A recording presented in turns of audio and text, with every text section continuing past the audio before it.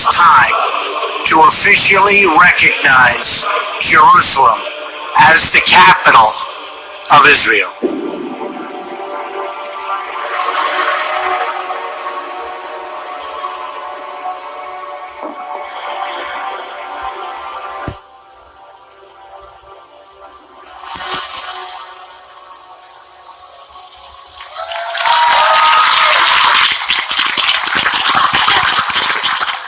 On behalf of the 45th President of the United States of America, we welcome you officially and for the first time to the Embassy of the United States here in Jerusalem, the capital of Israel.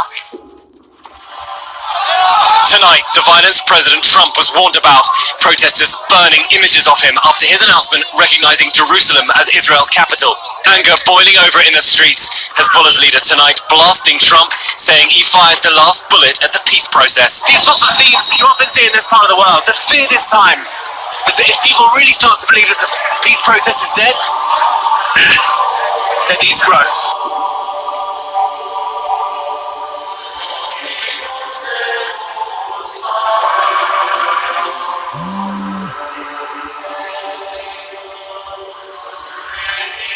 What a glorious day.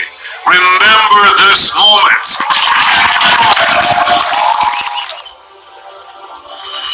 Just days before he hosts the US Secretary of State, Turkey's president has said US forces in Syria may be in for an Ottoman slap.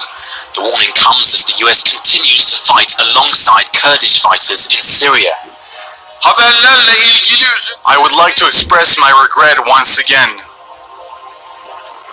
Mr. Trump, Jerusalem is a red line for Muslims. Those who are saying that if they were attacked they would answer aggressively, well obviously it's very clear that they have never gotten an Ottoman slap in their life.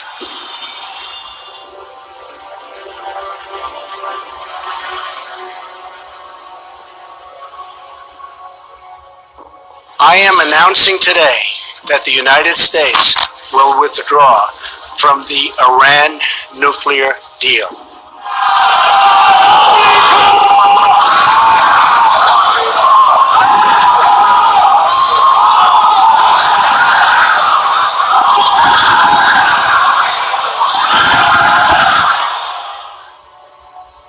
Israeli Prime Minister Benjamin Netanyahu says he has proof that Iran covered up its nuclear weapons program. He presented documents taken from Iran Tuesday as evidence of the country's nuclear ambitions. Netanyahu said Iran can't be trusted. Iran lied. Big time. Unveiling bookshelves full of binders, Israeli Prime Minister Benjamin Netanyahu said today his government had captured tens of thousands of documents proving Iran pursued nuclear weapons, while it told the world it only sought civilian nuclear power. So obviously how you do that is going to be an open question, and it has very lethal implications. That's something that we'll have to see how it develops. The idea of disclosure. Iran won't tell the truth. We had to go in there, is Israel's position, and steal this information so we can know the truth.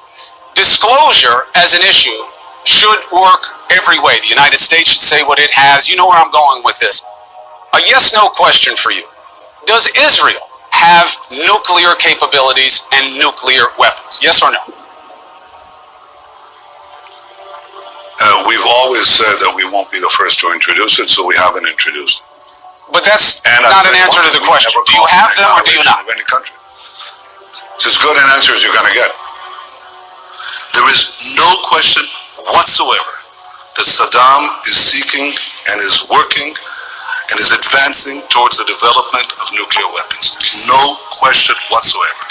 And there is no question that once he acquires it, history shifts immediately. And today the United States must destroy the same regime, because a nuclear-armed Saddam will place the security of our entire world at risk. And make no mistake about it, if and once Saddam has nuclear weapons, the terror network will have nuclear weapons. The information we had was that Saddam was pursuing all avenues of developing weapons of mass destruction, and the means to deliver them. But today, nothing less than dismantling his regime will do. Because Saddam's nuclear program has fundamentally changed in those 2 decades. He no longer needs one large reactor to produce the deadly material necessary for atomic bombs. He can produce it in centrifuges the size of washing machines that can be hidden throughout the country. And I want to remind you that Iraq is a very big country. It is not the size of Monte Carlo. It is a big country. And I believe that even free and unfettered inspections will not uncover these portable manufacturing sites of mass death. If you take out Saddam's regime, I guarantee you that it will have enormous positive reverberations. I think that people sitting right next door in Iran, young people, and many others will say, the time of such regimes, of such despots, is gone. There's a new age, something new is happening. My fellow citizens, at this hour, American and coalition forces are in the early stages of military operations to disarm Iraq, to free its people, and to defend the world from grave danger. On my orders, coalition forces have begun striking selected targets of military importance to undermine Saddam Hussein's ability to wage war. These are opening stages of what will be a broad and concerted campaign. Those weapons of mass destruction gotta be somewhere.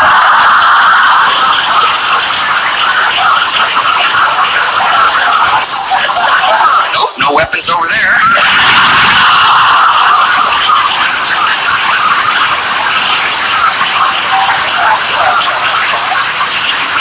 Maybe under here. This photo wasn't supposed to be in here. This is Skull and Bone secret signal.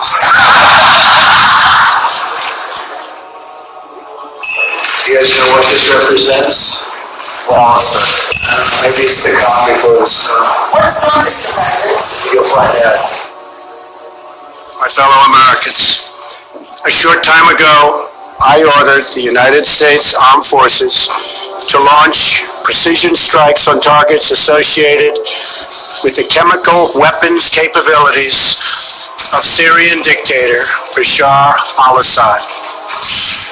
A combined operation with the armed forces of France and the United Kingdom is now underway. Overnight, Israeli airstrikes hit dozens of Iranian targets in northern Syria. Israel says it was in response to rocket attacks fired at the Golan Heights.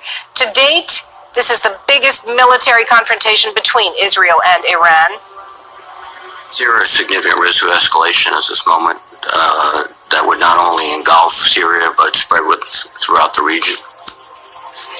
Complex question. I believe the short answer is yes, Senator. I can see how it might start. I'm not sure when or where. I think that it's very likely in Syria because Iran continues to do its proxy work there through Lebanese Hezbollah there and over into Lebanon. And so I could imagine this sparking something larger.